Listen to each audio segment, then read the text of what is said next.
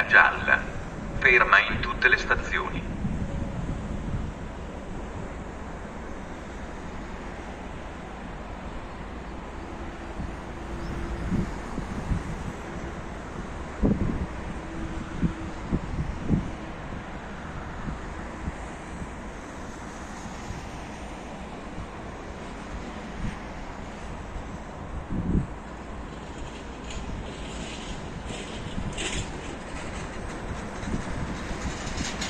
Attenzione, è vietato attraversare i binari, servirsi del sottopassaggio, si rammenta che è vietato aprire le porte esterne dei treni e salire o scendere quando non sono completamente fermi.